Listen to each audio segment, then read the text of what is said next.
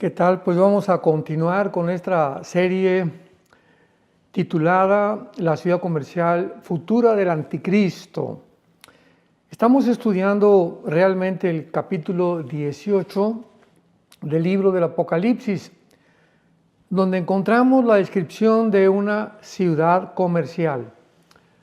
Una ciudad que va a ser inaugurada posiblemente por el anticristo y que va a estar localizada geográficamente en el territorio de lo que se llama en la Biblia la tierra de Sinar, la tierra de los caldeos o la antigua Babilonia, que actualmente en el siglo XXI correspondería con las naciones de Irak y de Siria. Muy bien, es muy importante que nosotros distingamos la Babilonia del capítulo 18 del capítulo 17 del libro del Apocalipsis, porque el capítulo 17 nos describe una Babilonia religiosa, una Babilonia mística, que va a tener lugar en Roma. ¿Cómo lo sabemos? Porque se describe a una mujer calificada como la ramera, la Babilonia, la ramera. En otras palabras, el Espíritu Santo la describe como una mujer de cascos ligeros, como una mujer volupta, simplemente porque espiritualmente tiene una analogía. Lo que en el terreno espiritual representa es un sistema religioso que está completamente prostituido. En otras palabras, en el Antiguo Testamento, cuando alguna nación tenía relaciones con Israel ilícitas, o cuando Israel comenzaba a tratar de buscar ayuda a Siria, Jordania, etcétera, etcétera, Dios le llamaba que se estaba prostituyendo, porque en lugar de buscar la ayuda de parte de Dios, creía Israel que podía encontrar la respuesta en otra nación cercana o alrededor de ella. Así que en el aspecto espiritual, esta Babilonia religiosa del capítulo 17 es un sistema religioso que se va a levantar posiblemente en los primeros 3 años y medio de la tribulación. Repito, la Babilonia religiosa mística del capítulo 17 de Apocalipsis surgirá en los primeros 3 años y medio de los últimos 7 años que se consideran o se conocen como la 70 semana de Daniel. ¿Por qué va a ser los primeros 3 años y medio? Porque va a ser los primeros 3 años en los que este sistema religioso va a perseguir a cristianos y tal vez posiblemente a algunos judíos. Sin embargo, a los 3 años y medio, las 10 naciones del anticristo, que ya hemos mencionado en otras conferencias y en otras series, como la de Irán, la del Apocalipsis, etcétera, etcétera, van a destruir este sistema religioso. Por ejemplo, rápidamente lo vamos a ver en Apocalipsis 17, los 10 naciones del anticristo que van a destruir este sistema religioso, y después de los 3 años y medio que este sistema religioso sea destruido, pongamos mucha atención, entonces a los últimos 3 años y medio corresponderán al gobierno del anticristo, porque al anticristo se le han concedido únicamente 3 años y medio de gobierno, o 42 meses o 1260 días. Dice Apocalipsis 17, versículo 12, los 10 cuernos, aquí está el Espíritu Santo interpretando qué son los 10 cuernos que vio el apóstol Juan en esta visión del capítulo 17 de Apocalipsis sobre una bestia, que es el anticristo.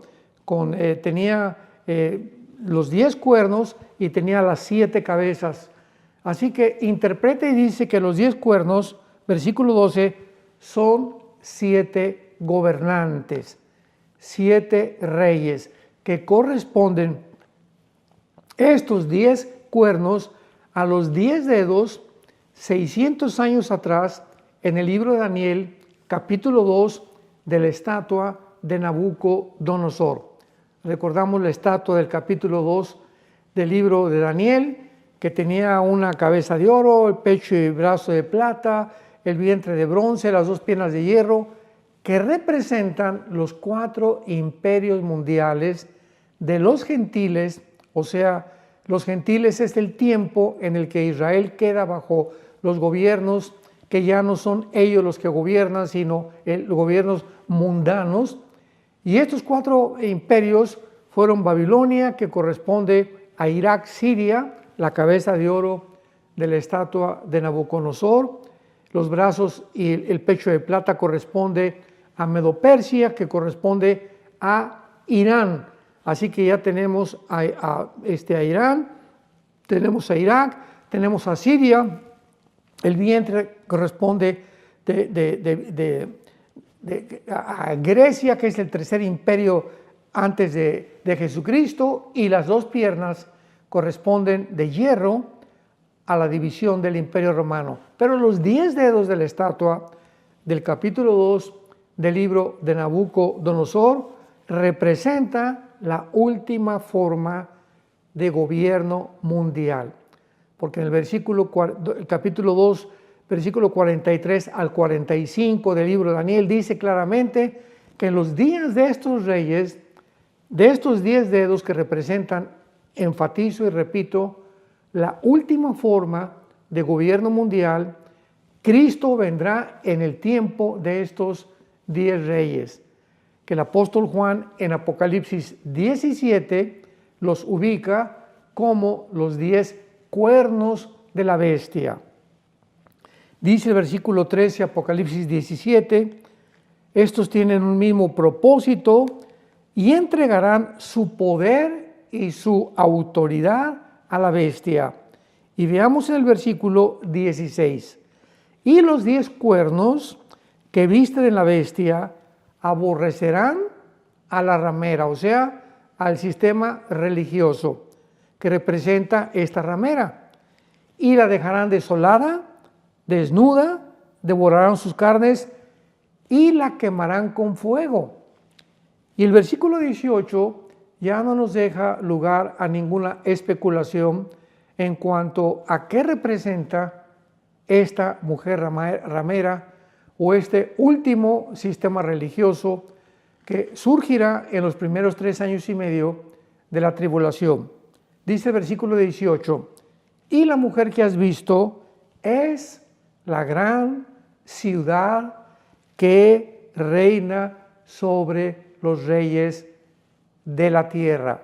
En otras palabras, podemos preguntarnos, ¿qué ciudad en el tiempo del apóstol Juan, hace 2000 años, reinaba sobre el mundo conocido? La respuesta es muy simple, la ciudad de Roma. Así que estará en la ciudad de Roma, está el centro, el epicentro, el corazón de este sistema religioso. Pero la Babilonia del capítulo 18, que es la que estamos estudiando, o la ciudad comercial, es completamente diferente, va a terminar de una forma diferente, y esta ciudad es comercial. La del capítulo 17 es religiosa. Vemos algunas cosas muy importantes e interesantes para que podamos entender toda esta serie y el libro principalmente del Apocalipsis. El Apocalipsis no se encuentra en un orden cronológico. ¿Por qué? Porque hay pasajes intercalados. Y si no descubrimos esto, no lo vamos a entender. Vamos a ver un ejemplo. Por ejemplo, el capítulo 17 de Apocalipsis, vamos a ponerle el encabezado, porque el orden en la Biblia está el capítulo 13, 14, 15, 16, 17, 18, 19, 20, 21 y 22, ¿verdad? Es el orden que está en la Biblia. Pero el orden corresponde, en primer lugar, al capítulo 17. En el capítulo 17 encontramos, repito, el sistema religioso de la figura mística de una mujer ramera. Los mártires del futuro, los 10 gobiernos que odian a la ramera, etcétera, etcétera. Después, enseguida, O sea, primero es el capítulo 17 y después el capítulo 13, que en la Biblia se encuentra anteriormente al 17. ¿Por qué? Porque en el capítulo 17 está el anticristo formando realmente el gobierno de la bestia. Con el sistema religioso en el capítulo 13 ya está gobernando. Entonces el capítulo 13 va después del capítulo 17 del Apocalipsis. Y ya encontramos en el capítulo 13 el anticristo, el gobierno del anticristo, el falso profeta que va a marcar con el 666 a la gente, etcétera, etcétera. Y en el capítulo 18 encontramos la ciudad comercial o final, que se convertirá en los cuarteles generales por una época del anticristo, porque posiblemente al final moverá su campamento el anticristo, de acuerdo a Daniel 11, 35 al 45, a la ciudad de Jerusalén. Muy bien, entonces vemos claramente, ¿verdad?, que este es el orden cronológico que la Biblia nos describe realmente del libro del Apocalipsis, principalmente los últimos capítulos.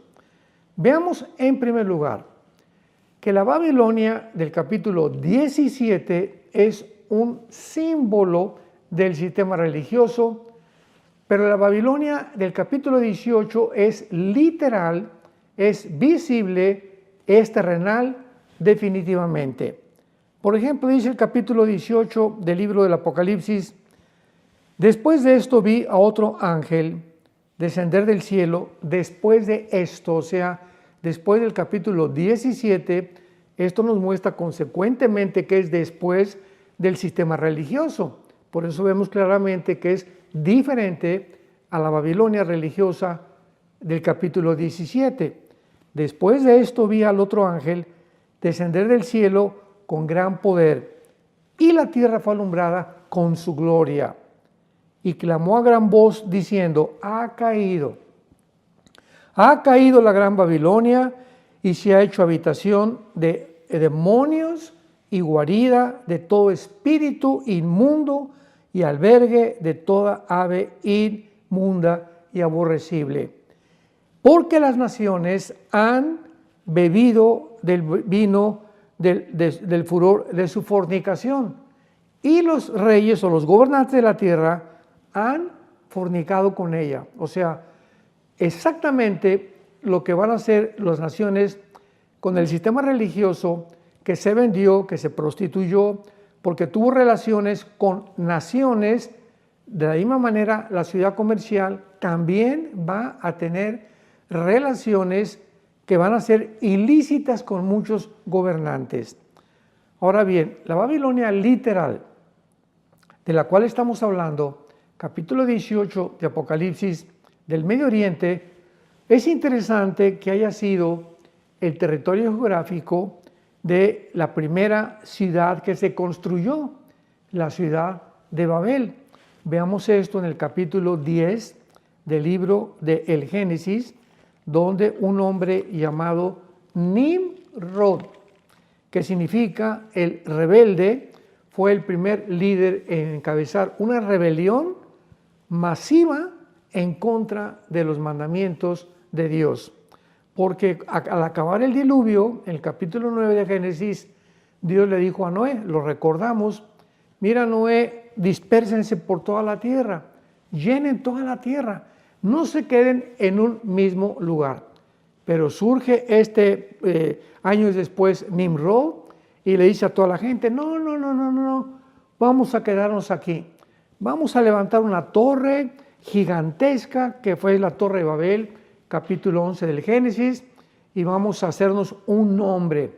Por si viene otro diluvio, pues estemos allá arriba, que no nos alcance el agua, y para que también podamos hacernos realmente famosos y podamos juntarnos y tener el poder del gobierno de todas las demás naciones que se vayan a formar. Esto fue lo que pensaba Nimrod. Dice el versículo capítulo 10 del libro del Génesis, entonces, que fue esto el comienzo del gobierno de Babel. Versículo 10, Génesis 10, versículo 10. Y fue el comienzo de su reino, Babel, Efec, que es Irak, apúntalo ahí en tu Biblia, Efec, que es Irak, Akkad y Cainé, en la tierra de Sinar. Ahí tenemos otra vez la tierra de Sinar, que designa claramente la zona geográfica donde se encuentra actualmente en el siglo XXI la nación de Irak y de Siria, porque en el Antiguo Testamento Siria e Irak eran un mismo territorio, fueron divididos, ¿verdad? Ya en el siglo XX por los ingleses, cuando todas las naciones del Medio Oriente fueron repartidas y acomodadas por las naciones de Inglaterra y de Francia. Vemos entonces que esta Babilonia literal fue el sitio otra vez de la primera rebelión masiva en contra de Dios después del diluvio, y se convertirá, volverá a ser el sitio de la última rebelión mundial contra Dios. Veamos esto claramente en el libro del Apocalipsis, capítulo 14, versículo 8, que dice así. Apocalipsis 14, versículo 8. Otro ángel le siguió diciendo, ha caído Babilonia, la gran ciudad. Todo esto es de carácter literal. Aquí no son metáforas, no podemos espiritualizar ni alegorizar absolutamente nada. Ha caído Babilonia, porque ha hecho beber a todas las naciones del vino del furor de su fornicación. En el capítulo 16 del Apocalipsis, versículo 17, Apocalipsis 16, 17 en adelante, lo explica ya con más claridad. El séptimo ángel derramó su voz por el aire y salió una gran voz del templo del cielo, del trono, diciendo, hecho está. Entonces hubo relámpagos y voces y truenos y un gran temblor de tierra, un terremoto tan grande que no lo hubo jamás desde que los hombres han estado sobre la tierra. Y la gran ciudad, es la ciudad que estamos hablando del capítulo 18, fue dividida en 3 partes. Y la ciudad de las naciones cayeron. Y la gran Babilonia vino en memoria de Dios para darle el cáliz del vino del ardor de su ira. Toda isla huyó y los montes no fueron hallados.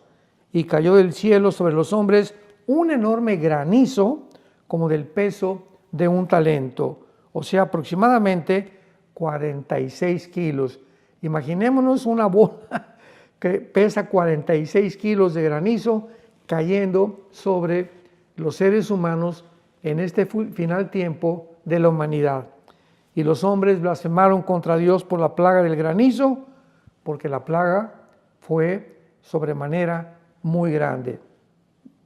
Vemos entonces que esta ciudad final de los últimos tiempos, otra característica es que va a estar asociada de una forma intrínseca con demonios, con espíritus inmundos, con ocultismo, con brujería y con idolatría. Veamos esto en el capítulo 13 del libro de Isaías en el Antiguo Testamento. Isaías, capítulo 13, versículo 1. Profecía contra Babilonia, revelada a Isaías, hijo de Amós. Versículo 19. Y Babilonia, hermosura de reinos. Aquí se describe con mucha anticipación esta ciudad por el profeta Isaías, aproximadamente 700 años antes de que Juan la describiera en lo que estamos estudiando en el capítulo 18 del Apocalipsis. 700 años antes, el profeta Isaías profetiza esto sobre esta ciudad futura comercial. Hermosura de reinos y ornamento de la grandeza de los caldeos. Será como Sodoma y Gomorra, a las que trastornó Dios. Nunca más será habitada, ni se morará en ella de generación en generación, ni se levantará allí tienda el árabe, ni pastores tendrán allí majada. Esto es exactamente lo que 700 años después, en el capítulo 18, versículo 1 y 2, que lo acabamos de leer hace unos momentos, describió el apóstol Juan. Versículo 27 de Isaías 13. Sino que dormirán allí las fieras del desierto. Sus casas se llenarán de hurones, habitarán avestruces, y allí saltarán las cabras salvajes. En sus palacios aullarán hienas y chacales, y en su casa de deleite y cercano a llegar está su tiempo, y sus días no se alargarán. Así que esto es exactamente lo que acabamos de leer en el capítulo 18, versículo 2, que finalmente esta ciudad comercial, cuando sea destruida, se encontrarán demonios, chacales, espíritus inmundos, porque será un centro mundial de la brujería, lo mismo que fue la Babilonia del tiempo del rey Nabucodonosor, en el capítulo 2, 3 y 4 del libro de Daniel. Así que vemos claramente que siempre hay conexiones en la Biblia que tenemos que hacer para que podamos entender que esta Babilonia del Antiguo Testamento está conectada con la Babilonia en la que terminará en el mismo territorio geográfico donde se encontraba en el Antiguo Testamento la ciudad final, que es el centro y el territorio de Irak y de Siria. Ahora veamos también varias profecías relacionadas con esta Babilonia literal que se van a cumplir de una forma completamente literal. Por ejemplo, en el capítulo 50 del libro de Jeremías y 51. De estos dos capítulos de Jeremías 50 y 51, dos capítulos describen completamente la misma ciudad. Esta ciudad comercial que se va a levantar y que finalmente en los últimos tiempos va a ser destruida. Y de todos los imperios que formaron parte en el tiempo de los gentiles, estamos hablando de Egipto, de Siria, Babilonia, Medo-Persia, Grecia y Roma. De todos estos imperios, la única ciudad que se menciona con un cumplimiento profético es Babilonia. Así que esto es muy importante porque de esta manera podemos nosotros ir viendo todos estos acontecimientos, todos estos eventos que van a tener lugar precisamente en los tiempos del famoso dictador mundial que será el anticristo. Ahora bien, la Babilonia es la única ciudad nombrada, esta ciudad Babilonia es la única nombrada para ser juzgada por culpa de los mártires, o sea, de todos aquellos que murieron por la causa de Jesucristo. Esto es muy interesante también. Veámoslo en Apocalipsis 18, versículo 24. Dice la Biblia claramente, y en ella se halló la sangre de los profetas y de los santos y de todos los que han sido muertos en la tierra. O sea, este lugar geográfico del Medio Oriente va a ser una matazón impresionante de judíos y de cristianos. Recordamos que el anticristo en los últimos 3 años y medio es cuando va a ocupar esta ciudad. Esta ciudad se convertirá en un centro comercial mundial, el centro de las finanzas de Wall Street en Nueva York.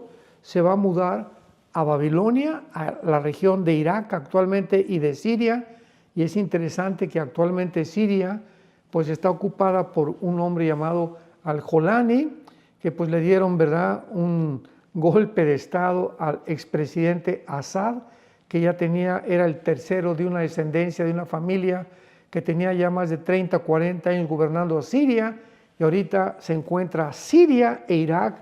Irak estaba en manos de Irán, porque después de que derrotaron a Saddam Hussein, pues los iraníes se apoderaron de Irak y pusieron ahí a los yihadistas, o sea, estos terroristas que están buscando exterminar a la nación de Israel. Pero actualmente Siria se encuentra bajo el gobierno de Turquía, del presidente Tayyip Erdogan, y se encuentran pues los drusos, que es una es un grupo religioso muy especial, que es una rama del Islam, pero no son realmente musulmanes, por lo cual los mismos musulmanes los quieren eliminar a los drusos. Encontramos a los kurdos ahorita en Siria también, que es otro grupo que el presidente Erdogan de Turquía los ha perseguido por mucho tiempo. Vivían cerca de Armenia y en el norte de Israel. Así que es un relajo ahorita completo Siria, ¿verdad? Es un hormiguero ahí de grupos terroristas. Están ya los yihadistas, los rebeldes que pertenecían al grupo del presidente Assad. Y esta región es precisamente, como lo hemos visto anteriormente, de donde surgirá el famoso Anticristo. Anticristo surgirá de Siria y de donde está actualmente Irak, en la región geográfica donde esta ciudad comercial también tendrá su epicentro. Ahora, veamos también nosotros que el Anticristo se le menciona como el rey de Babilonia o el rey de Asiria o de Siria. Isaías capítulo 14, versículo 4 al 6. Isaías 14, del 4 al 6.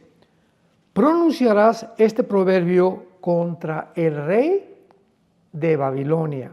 Esto es una profecía que no se ha cumplido. Y dirás, ¿cómo paró el opresor? El opresor se refiere a la persona del Anticristo. ¿Cómo acabó la ciudad codiciosa de oro? La ciudad comercial que estamos estudiando en Apocalipsis 18. Quebrantó Jehová el báculo de los impíos y el cetro de los señores. Él quería a los pueblos con furor. Se está refiriendo al Anticristo. Él quería a los pueblos con furor, o sea, con mucho ira, con ideas de venganza, con llaga permanente, el que se enseñoreaba de las naciones con ira y las perseguía con crueldad. Lo estamos mencionando como el rey de Babilonia o el Anticristo que va a hacer todas estas cosas en el futuro. Ahora, es increíble en el versículo 8 y 9 del capítulo 14 de Isaías, pongamos mucha atención, esto es muy interesante, porque aquí se describe al Anticristo. ¿Dónde crees? ¿Dónde crees que se describe al Anticristo? Se le describe a continuación en el Sheol, en la profundidad de la tierra donde se encuentra la prisión de los demonios.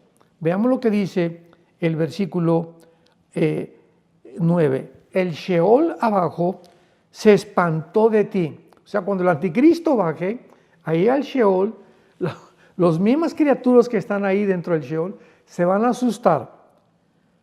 Despertó muertos que en su venida salieron a recibirle. Hizo levantar de sus sillas a todos los príncipes de la tierra y a todos los reyes de las naciones. Qué increíble que la Biblia nos muestre esto que solamente puede revelarnos el Espíritu Santo. Que ahí están con cuerpos, claro que no están iguales a nuestros cuerpos, esperando el juicio de Dios en el Sheol, que es la prisión de los demonios. Están ahí estas personas, los príncipes, los reyes de la tierra, todos aquellos que trataron de explotar, de oprimir, gobiernos totalitarios, dictadores, ahí se van a encontrar. Y cuando baje el Anticristo se le van a quedar mirando y van a decir, tú también estás igual que nosotros, tú eras ese grande que pensaste que te ibas a apoderar del mundo lo mismo que nosotros, y van a estar espantados todos ahí abajo, viéndose unos a otros de qué manera muy pronto serán sacados de ahí, que esto se encuentra en Apocalipsis 20 del 11 al 15 y que se llama el juicio final de los líderes, de los incrédulos y de todos los principales de las naciones. Así que recordemos que esta Babilonia religiosa del capítulo 17 simboliza a los primeros 3 años y medio del gobierno del sistema religioso que estará en Roma, y después el gobierno del Anticristo con la ciudad comercial, brincará para apoderarse entonces del mundo, y entonces ya no va a haber este gobierno religioso de la ramera. A los 3 años y medio de los 7 años de la tribulación, los últimos 3 años y medio, nos dice el apóstol Pablo, por ejemplo, en la segunda carta, vamos a ver esto, en la segunda carta a los tesalonicenses, de qué forma el anticristo, entonces, después de que su gobierno queme la ciudad de Roma, posiblemente sea el Vaticano, el centro del sistema religioso, después el anticristo se va a nombrar, ya no quiero ninguna religión, ahora yo soy el que voy a gobernar de aquí en adelante. Veamos lo que dice la segunda carta a los tesalonicenses, capítulo 2, versículo 3. Nadie se engañe o nadie los engañe en ninguna manera. Hago aquí un paréntesis. Esta carta de la segunda a los tesalonicenses, la iglesia tesalónica, el apóstol Pablo la mandó porque en la primera carta les habló sobre el rapto. En la primera carta a los tesalonicenses, capítulo 4, versículo 17 en adelante. Y les dice que el Señor vendrá como ladrón en la noche, vendrá el arrebatamiento, etcétera, etcétera.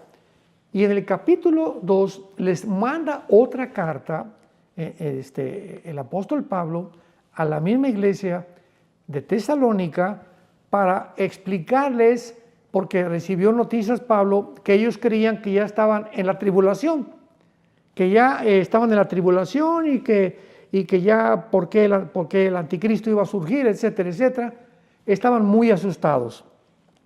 Y esto lo dice del versículo 2 del capítulo 2 de la segunda carta a los tesalonicenses. Versículo 2, no se dejen mover fácilmente de su modo de pensar, ni se conturben ni por espíritu, ni por palabra, ni por carta, como si fuera nuestra, en el sentido que el día del Señor está cerca. La frase o el término el día del Señor describe tanto en el Antiguo Testamento como en el Nuevo Testamento los últimos 3 años y medio de la gran tribulación. Y muchas veces cubre parte del milenio porque es la consumación de la ira de Dios. Así que estos cristianos estaban muy asustados y Pablo les dice, ya no hagan caso de cartas que le están mandando, y les explica por qué no se encontraban ellos en la tribulación. Versículo 3, no los engañe nadie, porque no vendrá, o sea, la tribulación sin que antes venga la apostasía y se manifieste el hombre de pecado, el hijo de perdición.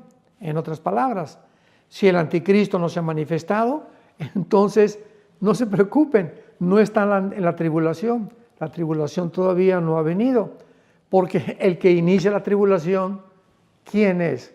Pues la persona del anticristo. ¿Y cómo inicia la tribulación? De acuerdo a Daniel 9:27, cuando el anticristo firme un tratado, se va a sentar con el gobierno de Israel en una mesa y les va a firmar un tratado garantizándole al pueblo de Israel, Daniel 9:27, que él los va a proteger por los próximos 7 años. Así que así comienza la tribulación. Entonces, si el anticristo no ha aparecido, pues no puede haber tribulación. Es lo que Pablo les está diciendo. Y dice el versículo 4, Pablo comienza a describir las acciones del anticristo, el cual se opone y se levanta contra todo lo que se llama Dios o es objeto de culto, tanto que se sienta en el templo de Dios, que va a ser, esto nos habla que va a ser reconstruido el tercer templo judío, como Dios haciéndose pasar por Dios. O sea, una vez que el gobierno del anticristo, Apocalipsis 17, como lo vimos anteriormente, quemen la ciudad del sistema religioso que será el Vaticano, el anticristo, los últimos 3 años y medio de su gobierno, se va a sentar él en el templo judío Y ahí ese sistema religioso que ya va a ser quemado, desaparecido, los últimos 3 años y medio, el anticristo va a establecer su propia religión. Dice que se va a pasar por Dios. En otras palabras, una vez que se queme la ramera, el sistema religioso que se prostituyó, el anticristo va a decir, aquí no hay Dios más que yo. Y los últimos 3 años y medio es cuando va a mandar que el falso profeta, Apocalipsis 13, marque con el 666 a toda la gente que se rehúse a adorar a quién, adorarlo a él. Entonces el anticristo se va a colocar como Dios, y el que no me adore van a mandar su imagen por todos lados, tal vez con inteligencia artificial o con hologramas, pero va a mandar que su imagen sea propagada por el mundo entero para que la gente lo adore, y los que no lo adoren pues serán controlados, como ya hay un control impresionante biométrico actualmente en el siglo XXI, para que sean muertos si no tienen la marca del 666.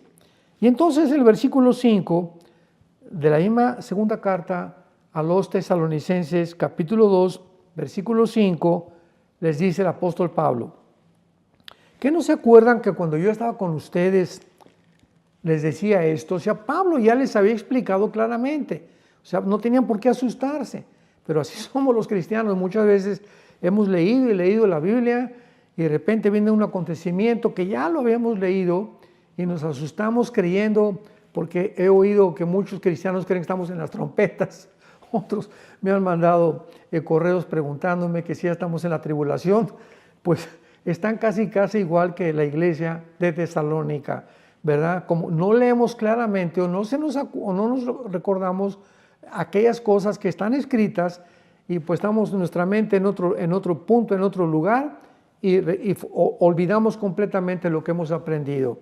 Que no se acuerdan que ya se los había dicho yo, dice Pablo, versículo 6, y ahora ustedes saben lo que lo detiene. O sea, estén conscientes, dice Pablo, que este anticristo que se va a levantar y que va a iniciar la persecución, ahorita hay un poder que lo está deteniendo. O sea, todavía no se ha manifestado el anticristo, estamos en el siglo XXI, esto fue escrito hace 2000 años. Hay algo que lo está deteniendo, esto es muy interesante. Ustedes saben lo que lo detiene, a fin de que a su debido tiempo se manifieste. O sea, Dios tiene un tiempo para que este poder que está deteniendo al anticristo sea quitado del medio. Y cuando este poder sea quitado del medio, el anticristo va a surgir en el mundo. Y dice el versículo 7, porque ya está en acción el misterio de la iniquidad.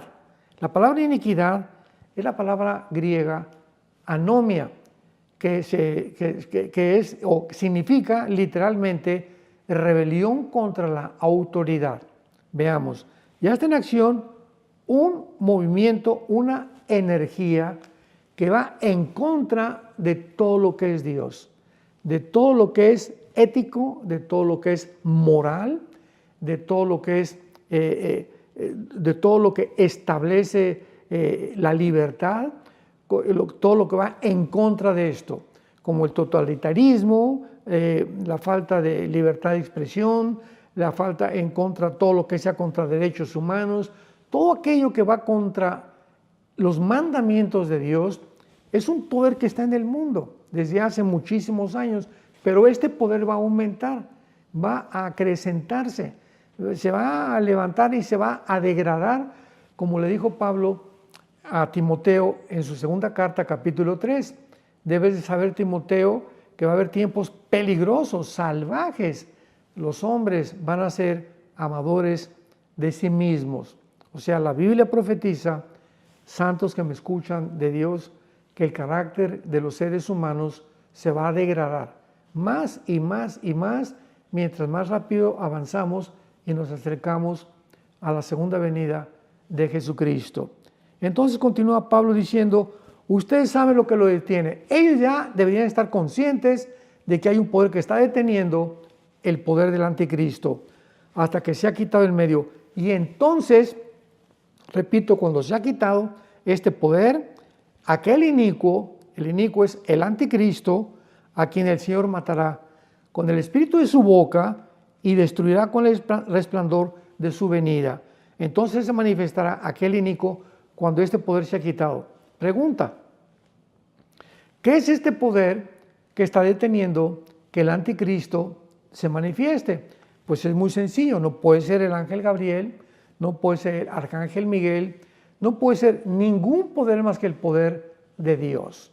Dios es el que controla el mundo espiritual y este poder es el poder del Espíritu Santo.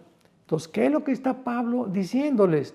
El Espíritu Santo por primera vez vino al mundo en el día de Pentecostés para hacer morada en todos nosotros los cristianos.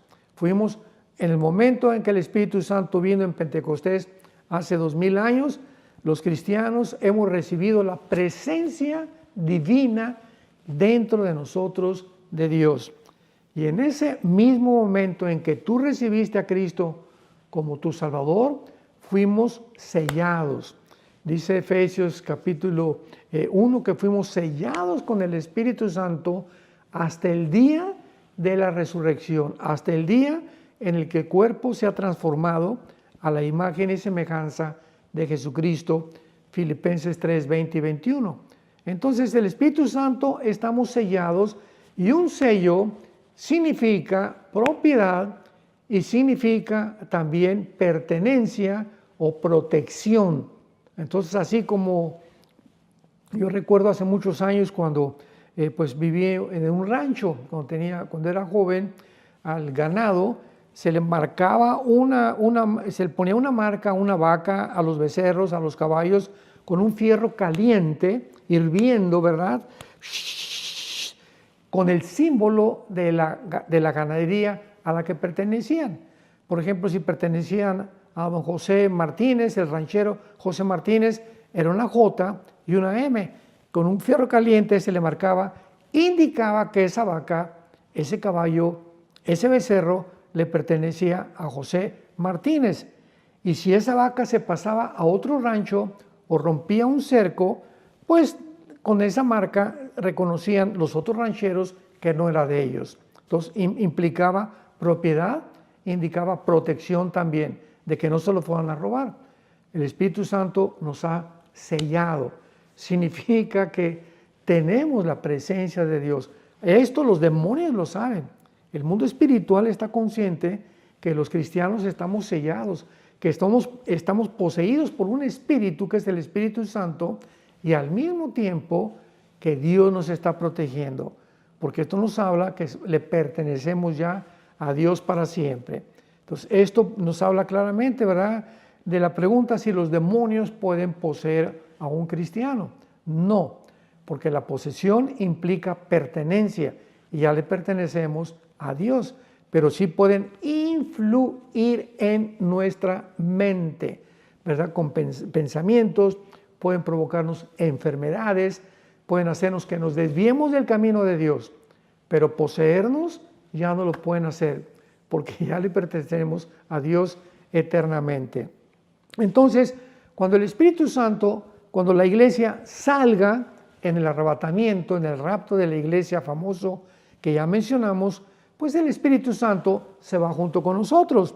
Pero no significa que el Espíritu Santo ya no esté en el mundo, porque recordamos que el Espíritu Santo es, ¿qué cosa? Omnipresente. Entonces, esto significa que el Espíritu Santo va a seguir en el mundo, la iglesia ya no está, pero va a operar, esto es importante, va a operar de otra manera como operó en el Antiguo Testamento.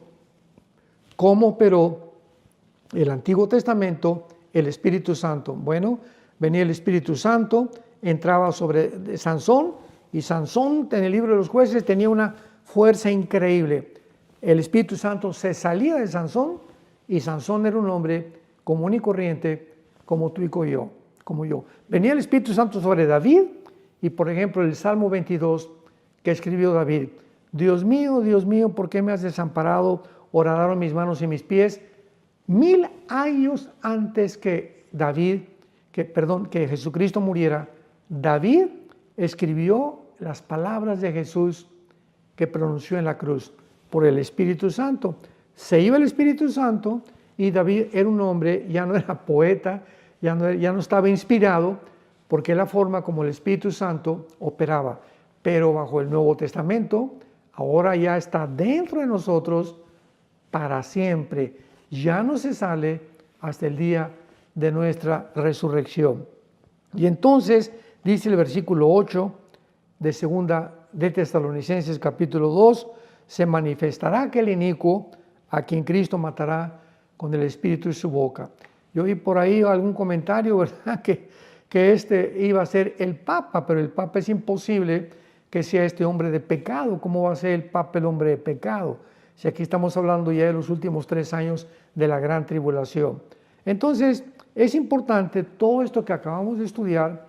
Vamos a terminar con la 4ª parte de esta serie muy pronto y vamos a poner muchísima atención a estas profecías tan preciosas, tan maravillosas, que nos dan una luz y nos da la seguridad, como dice el libro de los Hebreos, porque somos participantes con Cristo, con tal que retengamos hasta el final la confianza del principio. En otras palabras, no es como comenzamos, sino como terminamos. Dice el escritor a los Hebreos, esta confianza que tenemos cuando acabamos de convertirnos, y ya ven que cuando nos convertimos teníamos muchas ganas y testificar y Cristo por aquí por allá, no debe de apagarse ese fuego en nuestro corazón. Mantengamos, en el Antiguo Testamento Dios ordenó que el fuego del altar nunca se apagara, que lo mantuvieran prendido siempre. Pues así debe ser el fuego que el Espíritu Santo nos ha prendido en el corazón. Pablo le dijo a Timoteo, aviva el fuego, Timoteo, que hay dentro de ti. ¿Qué le estaba diciendo? Bueno, lo único, ¿verdad?, que aviva el fuego es la Biblia. Si tú tienes una parrilla de carbón, vemos de qué forma, ¿verdad?, se le hacen así, decimos en México, las marchantas o las que hacen las tortillas, el aire está avivando el fuego. Entonces, así la Biblia tiene que estarnos continuamente avivando el corazón, para que este fuego de Dios no se apague y podamos permanecer firmes hasta el final en la esperanza a la que Él nos ha llamado. Que Dios te bendiga. Continuaremos con esta serie.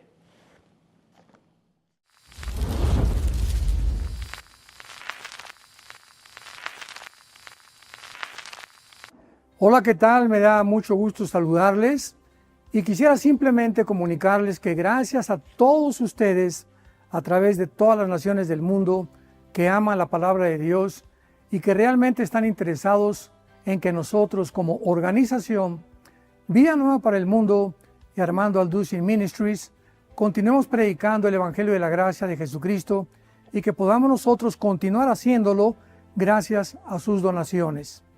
Este año cumplimos 46 años de ministerio, 46 años donde hemos predicado, hemos enseñado, hemos tenido seminarios y de diferentes formas de estudios bíblicos alrededor del mundo y hemos pensado y considerado de una forma fiel el Evangelio de la sana doctrina de Jesucristo. Nosotros, con todas estas donaciones, tenemos que sostener pastores, misioneros, obras, equipos de televisión y aún continuamos buscando la manera de poder elevar este ministerio. Hasta este momento quiero que ustedes estén enterados que no tenemos una sola propiedad como organización y así hemos trabajado durante 46 años porque le damos la importancia a la evangelización, a las misiones y también a los hombres de Dios para levantar más pastores. Le damos las gracias y que pueda Dios con su gracia tocar sus corazones y que puedan ustedes invertir en un terreno donde es fructífero, porque creemos que ha producido bastante buen fruto para la gloria de Dios. Gracias, muchas gracias por sus aportaciones y por las donaciones que sabemos ustedes continuarán haciendo para que podamos continuar siendo fieles en la predicación del Evangelio de la gracia de Dios. Que Dios les bendiga.